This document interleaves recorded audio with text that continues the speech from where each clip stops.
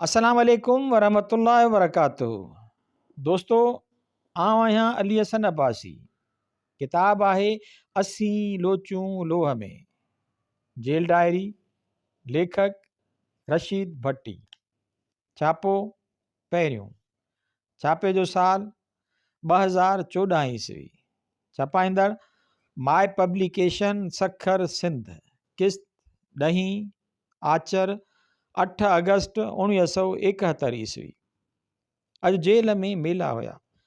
सुबुह जो स्टेडियम में कोॾी कोॾी थी, जा भते जे वक़्त ताईं हली। दाल मानियार चङू खेॾिया, कारो चकर अछे चकर खे मारे वियो। शाम जो मलाखड़ो थियो ऐं उन खां पोइ रिछ ते कुतनि जी बछ थी। पहिरीं मेल में कुता मारे विया, पर पोयूं ऐं आख़िरी मेल रिछ मारियो। विच वारो अरसो कारे चकर में राग जी महफ़िल थी, जंहिंमें अक्सर रिंदी कलाम ॻायो वियो। अॼु अख़बार में का ख़ासि ॻाल्हि न हुई। अॼु सुबुह जो अयाज़ में मोकल जे मूड में हुयो। ताहिरीअ खाइण ते शौक़ु थियुसि। मंझंदि जो ताहिरी खाधीसीं। अहमद अली शाह वरी खुरड़ खाइण ते चाह ॾेखारियो। शाम जो अयाज़ ॾाढो उदास हुयो। ॿुधायई त मंझंदि अनीस मानी खणी आयो ऐं ॻाल्हि करे वियो त संदसि वॾी धीअ जी तबियत ॾाढी ख़राबु हुई ऐं खेसि दवा पियारे रहिया हुया। डॉक्टर जो चवणु आहे त सदमे जे सबबि उहा हालत थी आहे ऐं हिन खे हवा ऐं माहौल जी मट लाइ ॿाहिरि ॾिनो वञे। उन ॻाल्हि अयाज़ खे परेशान करे छॾियो हुयो। हू दुनिया में अकेलो आहे। सो मां सम्झी वियुमि त खेसि पंहिंजी बेवसीअ ऐं बेक़दर सरकार ते केतिरी न ज़हनी कोफ़्त थी हूंदी। चांहि पी असीं थधी सड़क ते घुमण लॻासीं। अयाज़ कावड़जी मुठियूं भिकूड़े चयो, हिन ज़हनी कोफ़्त ऐं बोरियत वारी बेवसीअ जे बंद खां त चङो आहे बंदूक खणी दुश्मन सां दू बदू विढ़जे।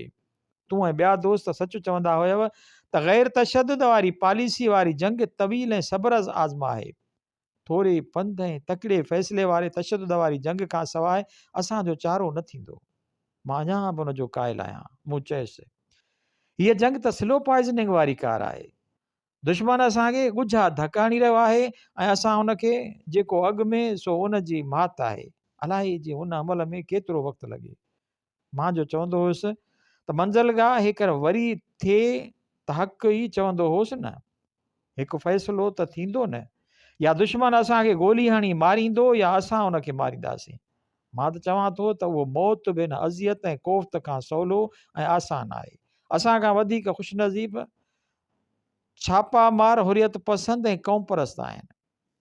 दिलि त पंहिंजी बि हाणे ईअं थी चाहे, अयाज़ चयो, पर ॿियनि जो ख़्यालु थो मारे। उन्हनि जो न पोयां को वाही वसीलो हुजे त मां त जेकर हिन डिघी जिदोजहद खां चीगुएरा गोरीला जंग जो माहिर थियणु पसंदि करियां। पर हिन तरीक़ेकार खां बि असांखे नाउमीद न थियणु घुरिजे। उन क़िस्म जी हलचल में बि क़ौमुनि सोभ पाती आहे।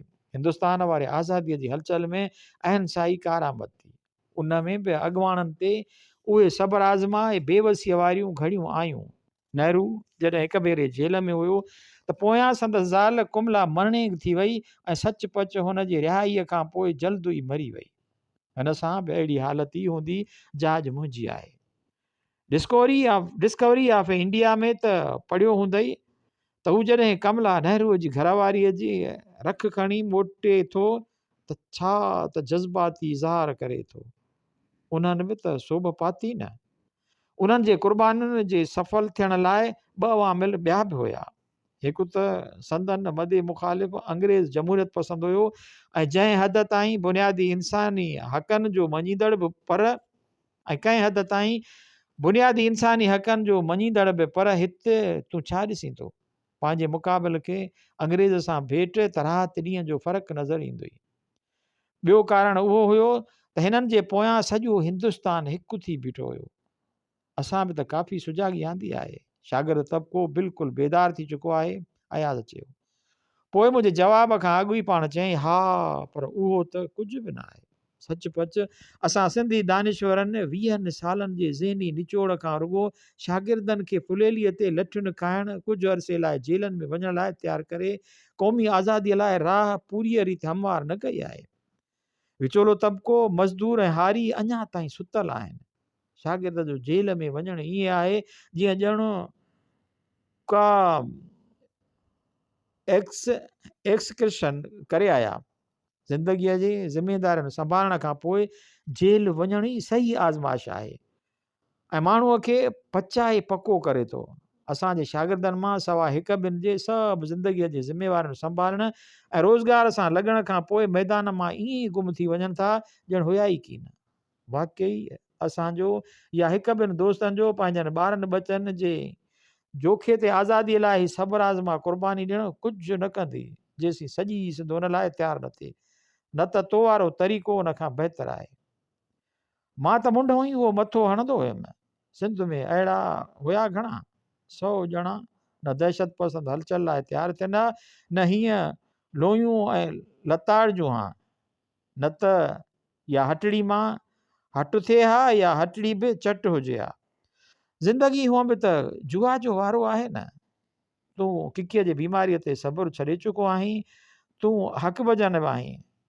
मूं ते बि उहा घड़ी आई जॾहिं ज़ाल लाचार थी अस्पताल दाख़िल थी तो असां जहिड़े हसास तब माण्हुनि लाइ उन खां वधीक बर्दाश्त करण जोगी आज़माइश मौत हुजे हा। माण्हूअ खे ख़बर त हूंदी न त पाण मरंदो या दुश्मन मारींदो। हिते त ईअं पिया आहियूं जीअं रिण में राहत जो राही भुली पवे। मां त हुन सब्र आज़मा दौर वक़्तु सोचींदो हुउसि त अजायो शादी कयां। असां जहिड़नि माण्हुनि खे उहे जंजल ॾुखिया था पवनि। हाणे त उहा हालत आहे जा छा चई आहे, मुठियसि झल मिहार कुठियसि काम त कर हो। वाकई अयाज़ चयो उन करे ई नेहरू कमला जी मौत खां पोइ ता हयात शादी न कई। एतिरे में अहमद अली शाह राशिदी जेलर समेत अची गॾियो ऐं असां बहस बंदि कयो। सूमर 9 अगस्त 1971 ईस्वी। अॼु अख़बारुनि में का ख़ासि ॻाल्हि कान हुई। हिकु पुराणी ख़बर हुई त वली नेप जे सेक्रेटरी जनरल महमूद लक उस्मानी बंगाल में यहिया जे क़दमनि खे साराहियो आहे ऐं अवामी लीग जे ज़ुल्मनि खे निधियो आहे। सो कराचीअ जे मुहाजिर कम्यूनिस्टनि जी नज़र इंतिखाब वारी उस्मानीअ बि पंहिंजी मुहाजिर ज़हनियत जो सबूत ॾिनो आहे कि बंगाल जे मुहाजिरनि जे फ़सादनि में क़त्ल थियण ते त ॾुख आहे पर 3 लख बंगालियुनि जी बेक़यासीअ वारे क़त्ल ते ख़ुशी थी अथसि। शाम जो ख़बरुनि में ॿुधायो वियो त रूस हिंदुस्तान जो पाण में अमन ऐं साथ जो मुआइदो थियो आहे जंहिं ते अॼु ग्रोमिको ऐं सदरन सिंह दिल्लीअ में सयूं कयूं। उन पटांदड़ ॿई मुल्क हिकु मुल्क ते हमिलो या जारियाना कार्रवाईअ में न उन जी मदद कंदो ऐं मुख़ालिफ़ मुल्क खे का बि मदद न ॾींदो। ॿी ख़ासि ख़बर उहा हुई त ख़ान गफ़ार रेडियो क़ाबिल तां तक़रीर करे पाकिस्तान जे मौजूदा फ़ौजी हाकमनि खे तंबीह कई आहे त जे हिननि अञा बि ॾाढायूं न छॾियूं त नतीजनि जा हू ज़िम्मेवार थींदा। साॻे ई मौक़े ते ॿई ख़बरूं पाकिस्तान जे मौजूदा सियासी हालतुनि ते दूर असर विझनि थियूं। अफ़गानिस्तान जी सरकारी रेडियो तां ख़ान गफ़ार जी तक़रीर ऐं बांग्लादेश जहिड़े वक़्तु रूस ऐं हिंदुस्तान जो पाण उहो मुआइदो माना रखे थो। ॾिसूं त सरकार जो रद्द अमल छा थो थिए। होॾां हिंदुस्तान धमकी ॾिनी आहे त हू मुजीब जी ज़िंदगी बचाइण लाइ गॾियल क़ौमुनि ॾाढो सुवाल खड़ो कंदो। अॼु रेडियो पाकिस्तान ॿुधायो त 11 तारीख़ ते मुजीब ख़िलाफ़ ख़ुफ़िया कमरे में फ़ौजी अदालत में केस हलायो वेंदो। अदालतूं तकिड़ो बदिलजण जी तवक़ो आहे। हाणे हालतूं ख़तरनाक ऐं नाज़ुक मरहले में पहुची चुकियूं आहिनि। अॼु कुझु जेल बाबति बि ॿुधो। हिकु ॿिनि ॾींहंनि खां जेल जी मक़ामी नशरगाह ते रिकॉर्डिंग बंदि आहे त उन करे मैं हूं कालू कवाल ऐं मुंहिंजो बाबो वॾो कंजूस क़िस्म जा मथे में सूर विझंदड़ रिकॉर्ड कोन था ॿुधजनि। शायदि कंहिंजी तारीख़ फांसीअ जे करे ई आई आहे। अहिड़े मौक़े ते फांसीअ ताईं रिकॉर्डिंग कोन कंदा आहिनि। अॼु कैदियुनि में वरी जबलीअ जो चर्चो हलियो आहे। ख़ुशकिस्मतीअ में आहिनि त 14 अगस्त ते सदर यहिया जबलीअ जो ऐलान कंदो। ॾींहं में 20-30 चोर जबलीअ जो पतो लहण ईंदा आहिनि। वरी वीचारनि खे हिकु दफ़ो निराशाई नसीब थींदी। चोथों ॾींहुं हिकु ज़िम्मेदार लतीफ़ो थियो। भरवारे टीबी वार्ड में हिकु छोकिरो आहे काज़ी। असुल वीचारो एतिरो कमज़ोर थी वियो आहे जहिड़ी फताह मलिक जी बांह कॾहिं कॾहिं अची कचहरियूं कंदो आहे। जुंबी आहे, खून जी तहमत अथसि।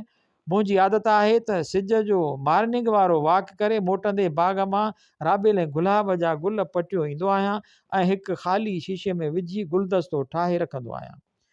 गुज़िरियल हफ़्ते खनि खां को मुंहिंजी पर पुठ उन मां राबेल जा गुल कढी वेंदो हुयो। चोथों ॾींहुं सुबुह जो डबल कटण लाइ वाश बेसन ते छुरी तिखी पे कयमि त उन महिल काज़ी बि तड़ करे मोटियो ऐं बीही रहियो। पुछाई त छा लाइ पे छुरी तिखी कयमि? जवाबु ॾिनोमांसि त उनखे कुहंदुमि जेको मुंहिंजा गुल चोराए थो वञे। उन महिल त हलियो वियो, पर शाम जो नलके ते तड़कण वियुमि त इस्पताल जे ॿाहिरां काज़ीअ खे इंतज़ार में ॾिठुमि। पासो वठी चयईं, साईं हेल माफ़ कयो, वरी तव्हांजा गुल न खणंदुमि। मूंखे हुनजे सादगीअ ते खिल आई। ॿिए ॾींहं खां मामूल थी वियो अथमि त सुबुह जो अवल काज़ीअ जे बिस्तरे ते संदसि मथे खां गुल रखी पोइ पंहिंजो गुलदस्तो ठाहींदो आहियां। हू थोरा त निगाहनि सां ॾिसंदो आहे ऐं मूंखे पंहिंजी ससु चाची ऐं सौट जे मरण खां अॻु वारियूं निगाहूं यादि ईंदियूं आहिनि। हू ॿई उन मुज़ी मर्ज़ में मरी विया हुआ। मां उहो मंज़रु न सही सघंदो आहियां ऐं कंधु हेठि करे तकिड़ो तकिड़ो पंहिंजे वार्ड ॾांहुं हलियो वेंदो आहियां। अंगारो 10 अगस्त 1971 ईस्वी। राति माड़ीअ जे मुंशीअ ॿुधायो त मुंहिंजी बी क्लास लाइ दरख़्वास्त रद्द थी आई आहे। अॼु सुबुह जो माड़ीअ ते जांच लाइ वियुमि, पतो पियो त देयर इज़ पिटिशन रद्द थी आई आहे, पर बी क्लास जी दरख़्वास्त बाबति कुझु बि न लिखियो अथऊं। सोचां पियो त गवर्नर खे मार्शल एडमिनिस्ट्रेटर जे उन फ़ैसिले ख़िलाफ़ु अपील कयां। माड़ीअ तां थी अयाज़ वटि आयुसि। अख़बारुनि में का ख़ासि ॻाल्हि कान हुई। अयाज़ ॿुधायो त राति रेडियो ते ॿुधायाऊं त 11 तारीख़ खां मुजीब ते केस हलंदो। अॼु जंग में ख़बर हुई मुजीब किथे ऐं कंहिं हाल में आहे। खेसि कंहिं जेल जी सुपीरियर क्लास बि क्लास में रखियो वियो आहे। खेसि हिकु नंढड़े कमरे में रखियो वियो आहे ऐं खट ऐं पखो ॾिनो अथांसि। बी क्लास जो मयार हिते ॾिसां पियो। ॾिसिजे पियो त सरकार वटि आम मुरवत ऐं लिहाज़ बि कोन आहे, जंहिंसां विचें दौर में बादशाह पंहिंजे मुखालिफ़नि सां हलंदा हुया। ॿिए तरफ़ सॼी दुनिया मुजीब जी ज़िंदगीअ लाइ परेशान आहे। अॼु अयाज़ हिकु नओं नज़म लिखियो जंहिंजो उनवान त लंबेम्बा जो मौत आहे, पर उन जी आड़ में मुजीब ई मौज़ू आहे। हिन पाकिस्तान जी हिकु तरक़ी पसंदि शाइर खे ख़िताब करे चयो आहे त लमिम्बा जो मौत ते त लिखी थो, पर भर में भाउ थो मरे त दिलि नथी कुरकई। हिन मुजीब जे मौत खे लंबिम्बा जे मौत सां बि भेटियो आहे। वाकई हिन सदीअ जे शहीदनि ऐं अवामी रहनुमानि में लंबिम्बा ऐं मुजीब हिकु हैसियत रखनि था। हिते बि लंबिम्बा ऐं शौंबी जो ड्रामो दोहिरायो वियो आहे। अॼु शाम जो दिलि ॾाढी उदास हुई। अयाज़ दिलि बदिराइण लाइ चयो त अपील रद्द थियण सबबि उदास थियो आहियां। खिल अची वई। शायदि अयाज़ मूंखे न सम्झो आहे। ज़रे घटि 4 महीना जेल में गुज़ारिया आहिनि। सज़ा मां बि महीनो अची पुनो आहे, बाक़ी उहे त 7 या वधि में वधि 8 महीना। दर हक़ीक़त अॼु जेल में पहिरियों दफ़ो बोरियत ऐं बंद जो अहसासु थियो अथमि।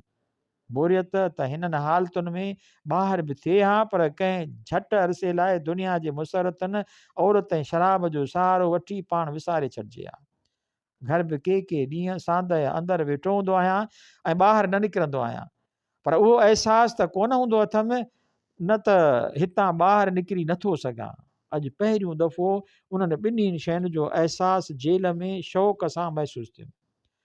हिन अपखंड में तुर्त पधरियूं थींदड़ सियासी हालतूं ऐं मोड़मन मुंझाए छॾियो आहे। मञा थो त ॿाहिरि हुजण जे हालत में बि एतिरो ई बोर थिया हा ऐं अज़ियत भाया हा, पर घरां निकिरी दोस्त वटि वञी सघां हा, फिल्म ॾिसी दिलि बहलाए सघां हा, ज्योतीअ जे झोलीअ में मथो रखी जी बहलाए सघां हा, जे अञा बि मन चैन न पाए हा त चुकी चाढ़े सभु सूर विञाए सघां हा। हिते रुॻो अयाज़ हुयो जो घरू परेशानियुनि ऐं सियासी सूरत हाल सबबि मूंखां बि वधीक ज़हनी ख़लबशार में हुयो। उहे ई ॻाल्हियूं कंदे ॿई हिक ॿिए जी बेवसीअ ते खिलण लॻासीं। अयाज़ पंहिंजे तजुर्बे जे बुनियाद ते हू 3 दफ़ो जेल आयो हुयो। सलाह ॾिनी, पढ़ी सुम्ही पओ त निंड अची वेंदई।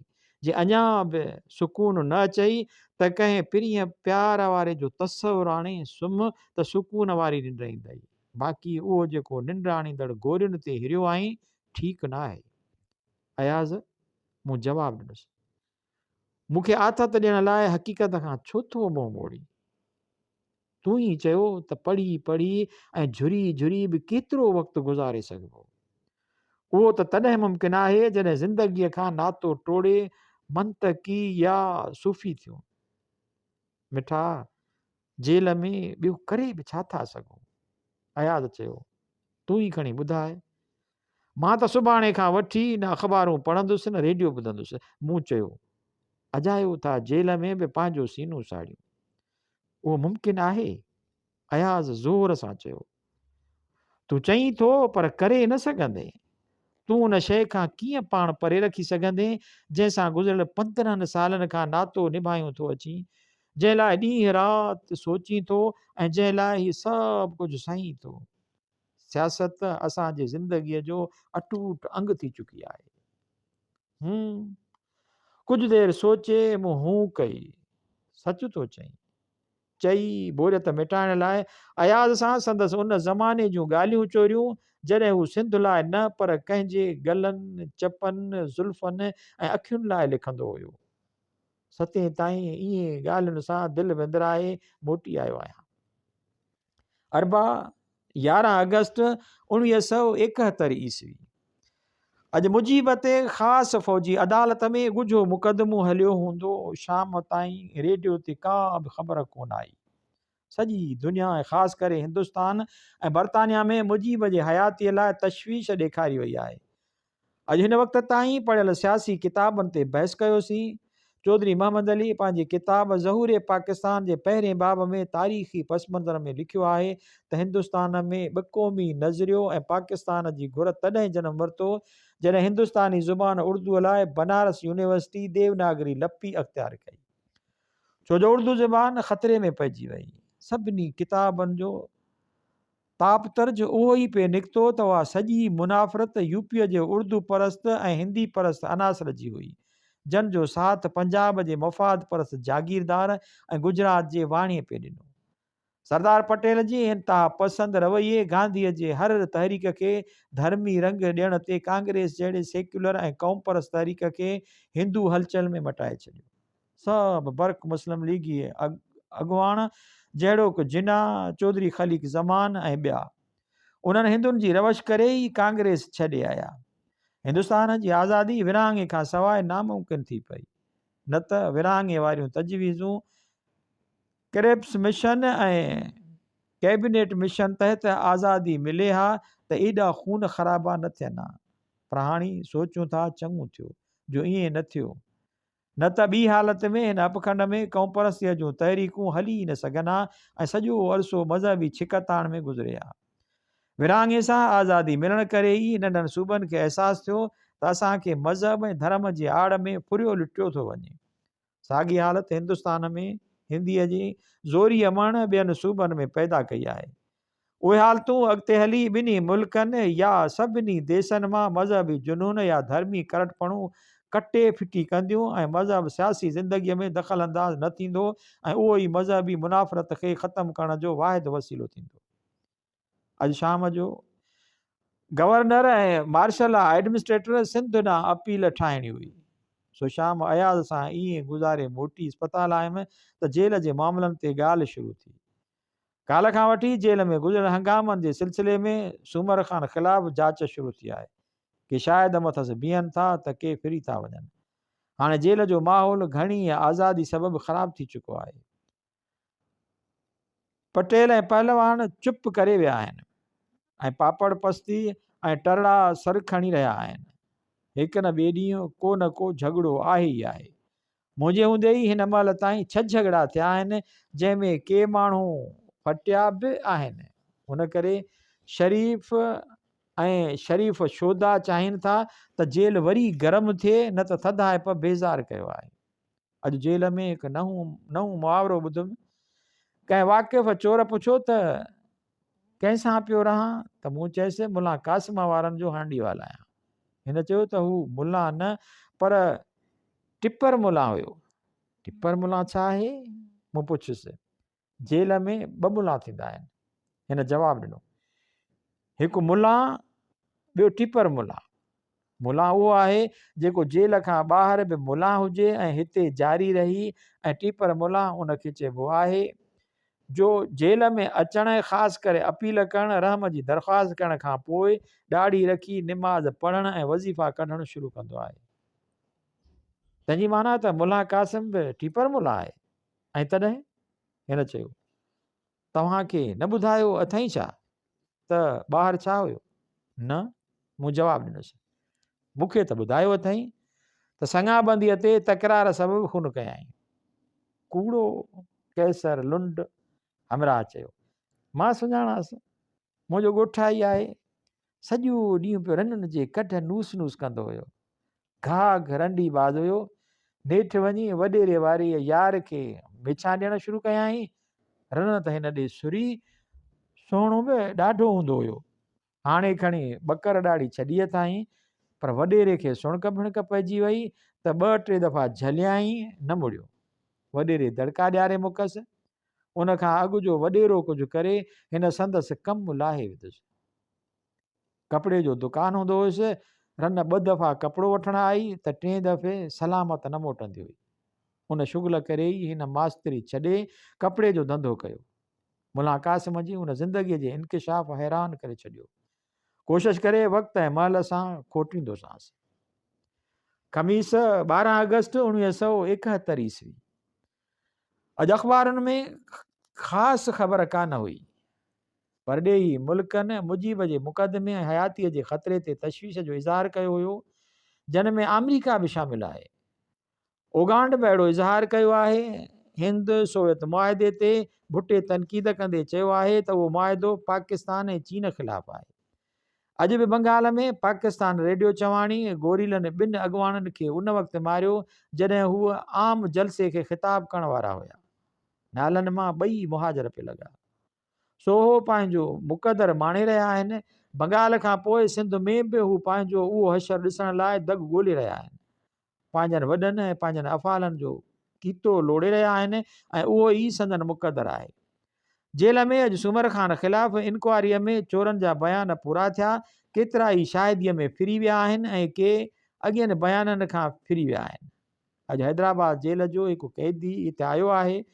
उन ॿुधायो त उते बि कैदियुनि गोड़ कयो, गोली हली ऐं हिकु मरी वियो ऐं केतिरा ई ज़ख़्मी थिया। हींअर बि जेल फ़ौजी कब्ज़े में आहे। हिन ॿुधायो त हैदराबाद वारा असांजा कैदी आराम में आहिनि ऐं अञा संदन केस हलण जी तारीख़ वग़ैरह कान निकिती आहे। हिन जेल जो बि माहौल आज़ादीअ करे बिगड़ंदो थो वञे।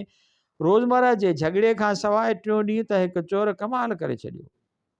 हिन फाड़ीअ जो ताज़ो ॼावल फर पुलिस वारे खे बुर्जीअ ते टपाए ॾिनो जितां हू घर खणी वियो। हिक ॿिए पुलिस वारे जी चुगलीअ ते ॻाल्हि खुली पई। पुलिस वारा चोर ऐं रिलीफर जेको पुलिस वारो हिन खे रिलीफ ॾेई खांसि पोइ ड्यूटीअ ते चढ़ियो, नौकरीअ तां लही विया ऐं चोर खे मार मोचड़ो करे डंडा ॿेड़ियूं हणी खोलीअ में बंदि कयो वियो आहे। सोडो कोलाची सदाईं बुर्जनि जे भर में नज़र ईंदो हुयो। पतो पियो त उहो बुर्जीअ वारनि पुलिस जी मार्फत चर्स ऐं भंग वग़ैरह घुराईंदो हुयो ऐं उहो थोरो लाहिण लाइ खेसि फर टपाए ॾिनई। अॼु सुबुह जो ज़हूर पाकिस्तान पूरो क़ैम। पतो पियो त बांग्लादेश जो ख़्याल या मनसूबो को नओं न आहे। 1947 ईस्वीअ में जॾहिं सभु रिथूं कांग्रेस या मुस्लिम लीग जे ज़िद करे नामंज़ूर थियूं त माउंटबेटन विरहाङे जी रिथा पेश कई। उन वक़्त जे 2 सूबनि ॿिन्हिनि ख़ुदि मुख़्तियार थींदड़ डोमेनन हिंद ऐं पाक खां अलॻि रही आज़ादु ऐं ख़ुदि मुख़्तियार रहण पिए चाहियो। से बंगाल ऐं पख्तूनिस्तान हुया। बंगाल जे तंहिं वक़्त जे वज़ीर आज़म सहरवर्दी मशहूरु हिंदू लीडर सुभाष चंद्र बोस जो भाउ कांग्रेस ऐं मुस्लिम लीग जे अॻुवाण अबुल हाशिम मुतफ़िक़ तौरु अलॻि आज़ाद बांग्लादेश जी घुर कई, पर माउंटबेटन या बरतानवी पार्लियामेंट उहा ॻाल्हि तस्लीम न कई। हिननि उहो मुतालबो हिकु ज़बान, हिकु सकाफ़त ऐं तहज़ीब जी बुनियाद ते कयो हुयो। सो उन्हनि अॻुवाणनि जो ख़्वाबु हाणे पूरो थी रहियो हुयो जॾहिं हू हिन दुनिया में न रहिया आहिनि। जॾहिं विरहाङे जो फ़ैसिलो थी वियो ऐं उहो बि तइ थियो त सूबनि खे हिक न हिक ममलिकत में शामिलु थियणो पवंदो त पख्तूननि जो आज़ादीअ जो ख़्वाबु बि बिना ताबीर रहिजी वियो। उन मौक़े ते गांधीअ जो बादशाह ख़ान सां गुफ़्तगूअ जो हवालो बि चौधरी मोहम्मद अली ॾिनो आहे। गांधीअ ख़ान गफ़ार खे चयो, बादशाह ख़ान, हिंदुस्तान खे त आज़ादी मिले थी पर तव्हांजी आज़ादी ख़तमु थिए थी। ॾाढा ॾुखिया ॾींहं ॾिसंदव। गांधीअ जी उहा अॻकथी अॼु पूरी थींदी था ॾिसूं। अॼु कुझु लिङनि में थकु हुयो, सो किताबु पूरो करे लाइब्रेरी कोन वियुमि ऐं हंध ते लेटियो रहियुसि। कैदी पाण में ॻाल्हियूं करे रहिया हुया। ॻाल्हाइण वारा हिकु महबूब लिगारी ऐं ॿियो मुला टीपर न हुयो। हू पंहिंजे दॿायल जिन्सी ख़्वाहिशुनि जे ओचितो भड़की उथण खे वस में करण या ज़हनी तौरु तस्कीन हासिल करण लाइ फ़हिश लतीफ़ा ॿुधाए रहिया हुया, जे अक्सर वायाणियुनि ऐं मुस्लमाननि जे जिन्सी तालुकात, ज़ोरियुनि ऐं मुस्लमाननि जे हिंदू बनिस्बत वधीक जिन्सी जटा बाबति हुया। आख़िरी फ़हिश लतीफ़ो ॿुधाइण खां पोइ महबूब लिगारी ओचितो थधो साह भरे चयो, यार हाणी त हिंदुनि ते चर्चा था कयूं, पर हुया वीचारा ॾाढा चङा। कीअं? मुला चयो, काफ़र चङा थींदा आहिनि छा? हिननि नवनि आयल मुहाजरनि खां त चङा हुया। असांजे शहर में शहदाद कोट होलू वाणियूं हूंदो हुयो। वञण महिल चवंदो वियो त मियां मुस्लमान असांखे यादि कंदव, सो साईंअ खे चवां सचपच यादि कयूं था। चाचा वॼाए छॾी। मुस्लमाननि खे थो हिंदुनि खां घटि करी। मुला ॾाड़ीअ ते हथु घुमायो। बाबा, मुस्लमान त असां आहियूं, हू त मुहाजिरी न आहिनि। हिंदू वीचारा हूंदा हुया, रुपए ते आनक नफ़ो वठंदा हुया ऐं शइ बि ख़ालिस ॾींदा हुया। हिननि वटि त वञी ॾिस, रुपए ते रुपयो नफ़ो कंदा ऐं शइ अहिड़ी ॾींदा जो खाइण सां ॿई हथ निड़ीअ में हूंदा ऐं अखियूं आसमान में। मुस्लमान जो मांस खाईंदो आहे।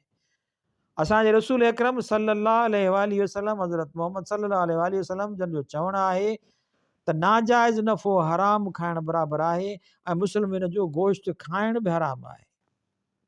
सो उहे मुस्लमान कीअं थिया अबा? काफ़रनि खां बि विया नी। ॿ दुआ घुरंदड़ गॾु हूंदा, पर अघ ॿिन्हिनि जा अलॻि अलॻि हूंदा।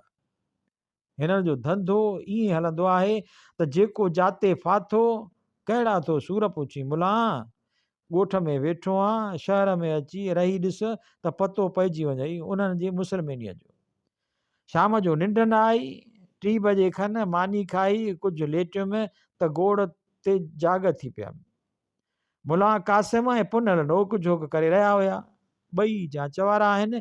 मुला कासिम कोशिशि करे रहियो आहे त जवाबदारीअ जी टोपी वठी जेल बदिली कराए लाड़काणे जेल हलियो वञे। पुनल खे बि का सुणक पइजी वई, सो चई रहियो हुउसि, मुला ॻोठ वञी ख़बर कजां त पुनल मरी वियो। छो?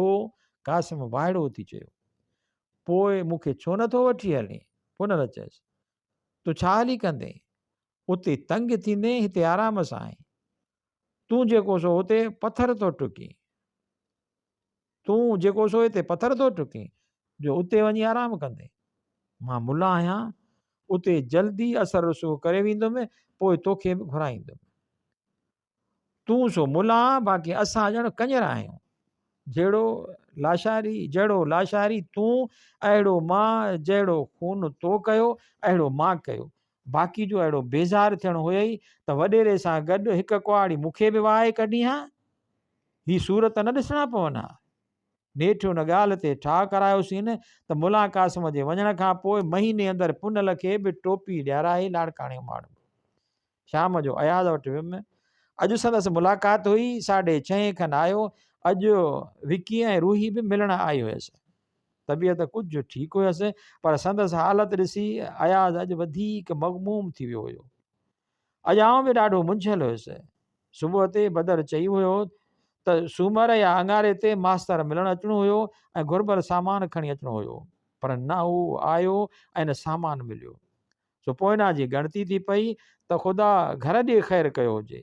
सकीना जी तबियत खां वाक़िफ़ु हुयुसि। पंहिंजे वालिद जी शहादत खां पोइ उहा अक्सर घबरायल हूंदी आहे ऐं छिरिक भरींदी आहे। ख़बर न आहे त अलाए छो न आया। संतरीअ खे नियापो त ॾिनो हथ में, चयाईं त कोशिशि करे वेंदो ऐं हाल अहवाल वठी ईंदो। सो अॼु ॿिन्हिनि जो ॾाढो मूड हुयो त किथां चुकी मिले त ग़म ग़लति कजे। अॼु जेल जी उहा चवणी यादि अची वई, कम खाना वो गम खाना, ऐसी कटेगा जेल खाना। ॾाढी कोशिशि कईसीं पर कामयाबी न थी। भंग जी वेल टरी वई हुई, टोटल थियण वारो हुयो, रुगो चर्स पे मिलियो, जंहिंखां ख़बर न आहे अलाए जे छो अज़ली नफ़रत अथऊं। अहमद शाह आफ़ीम लाइ ॾाढी कोशिशि कई, पर हू बि नाकाम थियो। नेठि सरकार ते बाहि कढी मोकिलियाऊंसि। अॼु पढ़ण लाइ किताब कोन हुयमि, अयाज़ वटां किताब कीजो बीजल ॿोलियो खणी आयमि। हूअं त सॼो कलाम संदसि ज़ुबानी कचहरियूं ऐं महफ़िलुनि में काफ़ी भेरा ॿुधी चुको हुअसि, पर सोचियुमि त उहो पढ़ी जे सुरूर न आयो त विलियम जी गोरी खाई ज़हन खे आराम ॾींदमि। हीअ डायरी हिते पूरी करे किताब पढ़णु शुरू कंदुसि, पोइ खटाइनि भाग। काल सज़ा जा 4 हफ़्ता पूरा थिया, अॼु 5 में पेर पातो अथमि। मुला कासिम मुंहिंजो हंधु छंडे ठाहे रहियो आहे। चयोमांसि त यार छो थो एॾी तकलीफ़ करे शर्मसार करे। खिली जवाबु ॾिनई, साईं तव्हांजी सज़ा कुल 52 हफ़्ता, माफ़ीअ सां थियनि 32 हफ़्ता, जंहिंमां बि 4 विया, बाक़ी 20 ते 8 असां जुंबी चोर आहियूं। तव्हां पारनि चोर खे पंहिंजो महिमान सम्झंदा आहियो। अॼु आया आहियो, सुभाणे हलिया वेंदव, सो महिमान खे कहिड़ी तकलीफ़ ॾियूं। मूं उमिरि में ही पहिरियों मुला ॾिठो आहे जो तबियत जो बख़ील न आहे ऐं मुंहं ते सदाई मुर्क हूंदी अथसि। हिन अॼु मुला असली जो काल दाख़िल थियो हुयो, खे बि डिस्चार्ज कराए छॾियो। पुछियोमांसि त ईअं छो कयई, त खिली चयई, साईं हिक ॿेले में 2 शींहं न ठहंदा आहिनि। मुंहिंजी हटी पे ख़तमु थी, सो कीअं रहण थिए ॾिनोमांसि।